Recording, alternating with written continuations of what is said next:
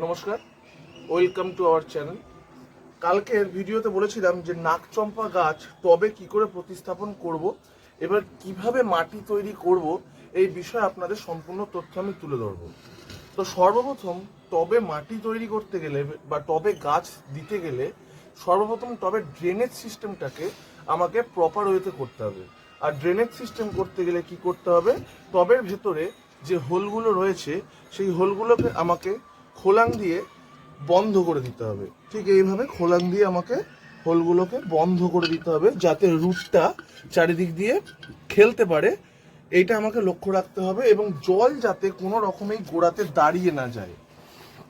আর এই গাছের জন্য উপযুক্ত যে মাটি আমি দুদিন ধরে তৈরি করেছি সেটা হচ্ছে বাগানের নর্মাল সয়েল। বাগানের যে মাটিটা পাওয়া যায় বেলে দোআঁশ মাটি হলে খুব ভালো হয়।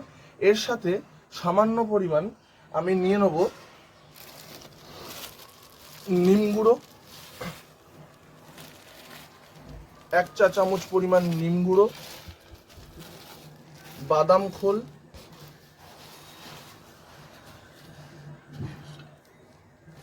শিংকুচি,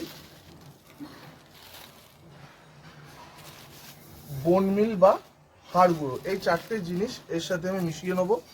এছাড়া যেটা এর জন্য অনস্বীকার্য, যেটা অবশ্যই দরকার, মাটি দুভাগ থাকলে এর সাথে ভার্মি কম্পোস্ট বা 1 বছরের পুরনো গোবর সার দেওয়াটা কিন্তু খুবই জরুরি। যেটা আমার কাছে রয়েছে 1 বছরের পুরনো গোবর সার, যেটা আমি শুকিয়ে রেখেছি, এবং 1 বছরের পুরনো না হলে প্রচুর পরিমাণে ফাঙ্গাস বা ছত্রাক লেগে কিন্তু গাছের শিকড়কে নষ্ট করে দেওয়ার সম্ভাবনা থাকে। এইভাবে এই জিনিসগুলো দিয়ে আমি খুব ভালো করে জিনিসটাকে মিশিয়ে নেব, এবং মিশিয়ে নিয়ে তারপর আমি গাছটিকে প্রতিস্থাপন করব।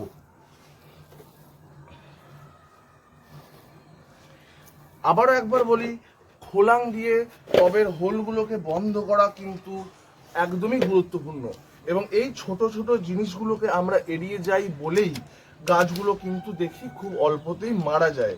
আর একটা জিনিস, যে জিনিসটা দেব, যেটাকে আমি ইউজ করি ফাঙ্গিসাইড হিসাবে, যেটা ফাঙ্গাস লাগতে দেবে না, সাফ, এটা আমি 1 চা চামচ এর সাথে মিশিয়ে দেবো, যাতে টবের গোড়া বা টবের মাটিতে কোনো রকমের যাতে কোনো ফাঙ্গাস বা ফাঙ্গাল ইনফেকশন না হয়, তার জন্য এটা মিশিয়ে দেওয়া।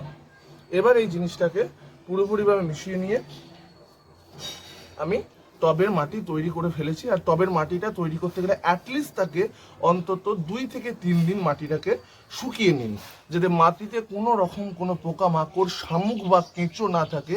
আমরা জানি কেঁচো আমাদের কৃষকদের বন্ধু, কিন্তু টবের মাটির জন্য কেঁচো কিন্তু একদমই উপকারী নয়, গাছের গোড়া কেটে দেবে। এতে গাছের গোড়া কেটে দিলে গাছটা আস্তে আস্তে নেতিয়ে পড়বে এবং শুকিয়ে আসবে। প্রথমে একটু বালি দিয়ে নিচ্ছি, যাতে ড্রেনেজ সিস্টেমটা আরো ভালো হয়ে ওঠে। প্রথমে এর মধ্যে আমি বাড়ি তৈরির যে লাল বালি বা বিল্ডিং তৈরির যে লাল বালি, সেই বালি দিয়ে নিচ্ছি। এই বালি দিলে এই ড্রেনেজ সিস্টেমটা আরো ভালো হবে। যে কোনো টবের গাছই কিন্তু ড্রেনেজ সিস্টেমকে খুব প্রপার ওয়েতে চায়। এরপর সমানভাবে আমি মাটি দিতে থাকবো।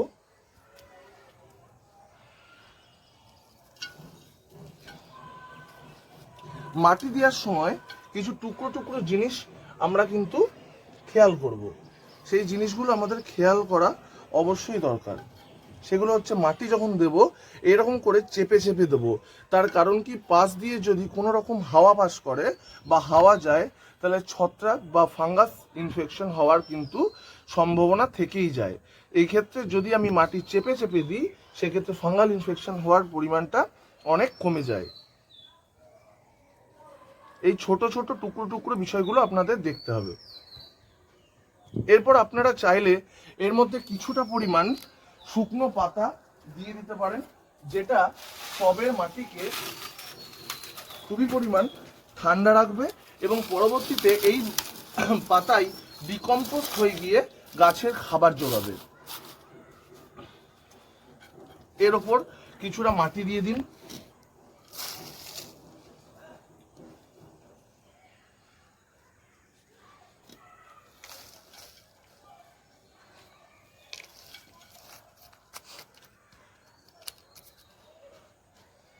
এইভাবে চেপে চেপে দেবেন।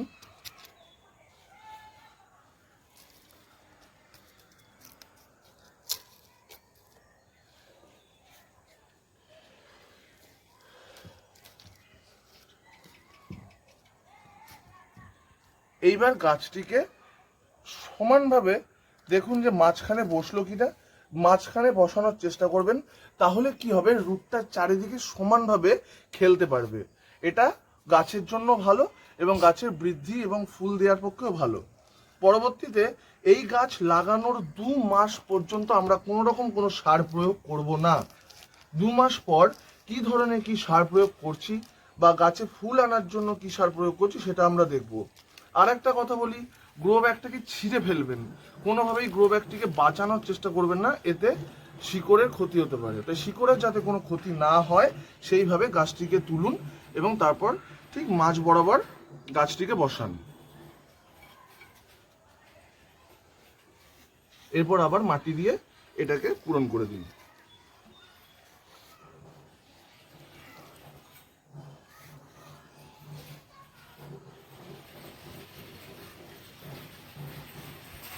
প্রয়োজন পড়লে এর সাথে গোবর সার আপনি আরেকটু মেশাতেই পারেন, সেটা পরিমাণ মতো। এর পরিমাণ যেহেতু জৈব সার, এটা বেশি কম হয়ে গেলে কোনো সমস্যা নেই। কৃত্রিম সার ব্যবহারের ক্ষেত্রে একটু লক্ষ্য রাখবেন, সেটা কিন্তু নির্দিষ্ট মাত্রায় হওয়া চাই, সেটা বেশি কম হয়ে গেলে গাছের ক্ষতি হতে পারে।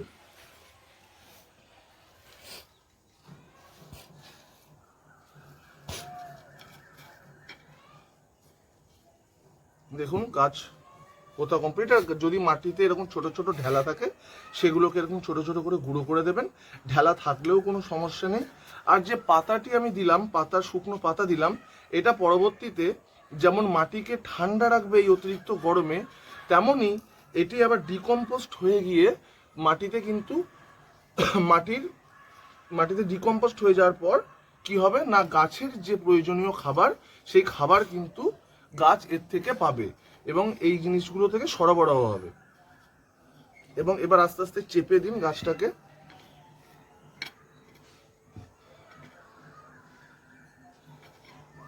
গাছটাকে পুরো চেপে দেবেন, দেখবেন যাতে পাশ দিয়ে কোনো মতেই যেন হাওয়া না যায়। আর চেষ্টা করবেন সবসময় টবের ওপর থেকে 4 আঙুল ফাঁক রাখার। এর কারণ হলো 4 আঙুল ফাঁক রাখলে পরবর্তীকালে চাপান সার, জল দিতে এবং এই মাটি মাঝে সাঝে খুঁড়তে আপনাদের কিন্তু সুবিধা হবে। এর পরবর্তীকালে এই গাছটি 2 মাস পর আমি গাছটিতে কি সার প্রয়োগ করছি, কি কীটনাশক বা কি ছত্রাকনাশক প্রয়োগ করছি, সেগুলো কিন্তু আপনাদের সাথে পরবর্তী ভিডিওতে আমি দিতে থাকবো। আমার সাথে থাকবেন। এবং এই টবের মাটি তৈরি হয়ে যাওয়ার পর, টবের মাটিতে গাছ প্রতিস্থাপন করার পর, যে কোনো গাছেই সে গাছ জল পছন্দ করুক কিংবা না করুক, আমরা পুরো টইটুম্বুর করে জল দিয়ে দেবো।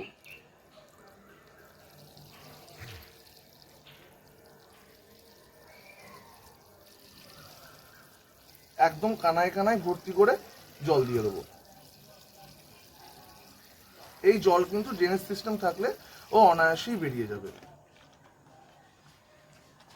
এই ছোট ছোট বিষয়গুলো লক্ষ্য রাখলেই টবে খুব অনায়াসে আমরা গাছ তৈরি করতে পারবো। সুস্থ থাকুন, ভালো থাকুন এবং সবাইকে ভালো রাখুন।